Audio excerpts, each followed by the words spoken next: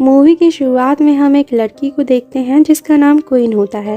Queen Alice से मिलने उसके घर आती है। क्योंकि क्वीन की मॉम की हाल ही में डेथ हुई है, इसलिए क्वीन काफी अपसेट रहती है और उसे कभी कभी लगता है कि उसकी मॉम उससे बात करना चाहती हैं। इसलिए वो एलिस से हेल्प मांगती है कि वो उसका कांटेक्ट उसकी मॉम से करा दे। और जब एलिस क्वीन की मॉम से बात करने की कोशिश करती है, तब उसे एक अजीब आवाज सुनाई देती है, जिससे एलिस बहुत ज्यादा डर जाती है और क्वीन को अपनी मॉम से कांटेक्ट करने से मना करती है। इसके बाद सीन शिफ्ट होता है और हम क्वीन और उसके डैड को देखते हैं। क्वीन के डैड उसकी मॉम के जाने के बाद सब कुछ अकेले ही संभालते हैं, इसलिए वो क्वीन को अपनी जिम्मेदारियों को समझने के लिए कहते हैं। पर क्वीन अपने ड्रीम्स को पूरा करना चाहती, इसलिए उसके डैड से थोड़ी बहस हो जाती है। अब रात में क्वीन को अपना ऑडिशन देना होता है, इसलिए वो काफी नर्वस होती है और अपनी मॉम को याद करती है। तभी हम उसके पास एक साय को देखते हैं। अब क्वीन अपने ऑडिशन को देने जाती है, पर वो अपना ऑडिशन अच्छे से नहीं दे पाती। इसके बाद क्वीन अपनी फ्रेंड मैगी के साथ घर जाने लगती है, पर तभी उसे एक बुरा आदमी दिखाई देता है और उसी वक्त क्वीन का एक कार से एक्सीडेंट हो जाता है, जिसके बाद उसे हॉस्पिटल ले जाया जाता है। और अब क्वीन के दोनों पैर फ्रैक्चर हो चुके थे, इसलिए उसे ठीक होने में काफी टाइम लगने वाला था। तो क्वीन के डैड उसे घर ले आते हैं और उसे बहुत सारी खाने पीने की चीजें लाकर देते हैं और साथ ही उसे एक बेल भी देते हैं, ताकि अगर उसे कुछ चाहिए हो तो वो उस बेल को बजाकर मांग सके। अब उसी रात क्वीन को अपने पड़ोस से कुछ आवाजें आती हैं, तो उसे लगता है कि शायद उसका फ्रेंड हेक्टर, जो कि उसका पड़ोसी है, वो उसकी दीवार पर नॉक कर रहा है। तब वो हेक्टर को मैसेज करती, पर तभी उसे हेक्टर का रिप्लाई आता है कि वो घर पर नहीं है। तब क्वीन थोड़ा डर जाती है, जिसके बाद वो सोने की कोशिश करती है, पर तभी एक हाथ आकर क्वीन को पकड़ लेता है। तब क्वीन डरकर उठ जाती है और अपने छत को देखती है, जो क्रैक हो गया था। तभी उसकी आवाज सुनकर उसके डैड भी वहाँ पर आ जाते हैं। वहीं दूसरी तरफ एलिस को एक बहुत बुरा सपना आता है और वो सपना क्वीन के बारे में था, इसलिए एलिस डर जाती है। तभी एलिस अपने घर में किसी के पैरों के निशान देखती है, जिनका पीछा करते हुए वो नीचे बेसमेंट में चली जाती है। तभी वो डीमन उस पर अटैक कर देता है। तब एलिस खुद को उससे छुड़ाकर वहाँ से भागती है। इधर क्वीन को दिखाया जाता है, जो अपनी फ्रेंड मैगी से वीडियो कॉल पर बात कर रही होती है।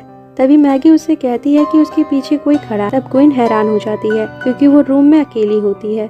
तभी क्वीन उसी साये को पर्दे के पीछे देखती है, जो उसकी ही तरफ बढ़ रहा होता है, और देखते ही देखते वो डीमन क्वीन को उठाकर उसके बेड से नीचे फेंक देता है। तब क्वीन के चिल्लाने की आवाज सुनकर उसके डैड वहाँ पर आ जाते हैं और उसे संभालते हैं। अब रात में जब क्वीन लेटी होती है, तब उसे किसी के आने की आहट होती है। तब वो अपने ब्लैंकेट को ओढ़ लेती, पर जब वो उसे उठाती है तो वो खुद को रूम नंबर 514 के पास पाती है। तभी वहाँ वीजिंग डीमन आ जाता है और उसे उसी रूम में फेंक देता है, जहाँ पर क्वीन खुद के ही साये को देखती है और उसका चेहरा गायब होता है। तब क्वीन चिल्लाने लगती है और उसके डैड फिर से उसके पास आते हैं। तब वो उन्हें उन्हीं पैरों के निशानों को दिखाती है, जो खिड़की से बाहर जा रहे होते हैं। और जैसे ही क्वीन खिड़की से बाहर देखती है, तभी वीजिंग डीमन उसे नीचे खींचने लगता है, पर क्वीन के डैड उसे बचा लेते हैं। इसके बाद क्वीन के डैड को भी क्वीन की टेंशन होने लगती है, इसलिए वो एलिस से मिलने जाते हैं और उससे उनकी हेल्प करने को कहते हैं। तब एलिस क्वीन के घर आती है और दूसरी दुनिया में जाकर पता लगाने की कोशिश करती है, पर तभी उस पर वही ब्लैक वुमन अटैक कर देती है। तब एलिस फिर से अपनी दुनिया में वापस आ जाती है और क्वीन की हेल्प करने से मना कर देती है। इसके बाद क्वीन के डैड 2 लोगों को बुलाते हैं, जो इन्हीं चीजों पर ब्लॉगिंग करते हैं, पर वो लोग भी कुछ नहीं कर पाते। तो क्वीन के डैड उन पर गुस्सा हो जाते हैं और उन्हें अपने घर से निकालने लगते। पर तभी एलिस वहाँ पर आ जाती है और उन लोगों को वहीं पर रुकने को कहती है, जिसके बाद एलिस सबको बताती है कि वो वीजिंग डीमन ही है, जो क्वीन की बॉडी को पजेस करना चाहता है, ताकि उसके थ्रू वो इस दुनिया में आ सके। और जब क्वीन का एक्सीडेंट हुआ था, तब उस डीमन ने क्वीन की आधी बॉडी को पजेस कर लिया था, इसलिए उन्हें दूसरी दुनिया में जाकर क्वीन की आधी बॉडी को वापस लाना होगा। इसलिए एलिस एक बार फिर से दूसरी दुनिया में जाती है, जहां वो ब्लैक वुमन फिर से उस पर अटैक करती है, पर इस बार एलिस उससे नहीं डरती और उसे हरा देती है। जिसके बाद वो वीजिंग डीमन के पास जाती है और उससे क्वीन को आजाद करने को कहती है। तभी उसके सामने क्वीन की आधी बॉडी आती है। तब एलिस उसे लेकर वहाँ से भागने लगती है और अपनी दुनिया में वापस आ जाती है, पर क्वीन वापस नहीं आ पाती, क्योंकि वीजिंग डीमन ने उसे फिर से पकड़ लिया हो। तब एलिस क्वीन की मॉम से बात करने की कोशिश करती है और उसे क्वीन की हेल्प करने को कहती है। तब क्वीन की मॉम की स्पिरिट उसके पास आती है और उसके कान में कुछ कहती है, जिससे क्वीन जाग जाती है और उस वीजिंग डीमन की ब्रीथिंग मास्क को निकाल देती है, जिससे वीजिंग डीमन सांस नहीं ले पाता और पूरी तरह से खत्म हो जाता है और क्वीन अपनी दुनिया में वापस आ जाती है।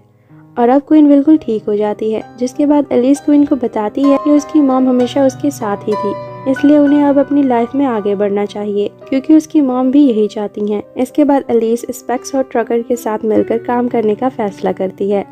ताकि ये ज़्यादा से ज़्यादा लोगों की हेल्प कर सके। इसके बाद एलिस अपने घर आती है, जहाँ पर वो देखती है कि उसका डॉग अंधेरे में किसी पर भौंक रहा होता है, और तभी उसके पीछे हम इंसीडियस चैप्टर 1 के डीमन को देखते हैं और यहीं पर ये मूवी एंड हो जाती है।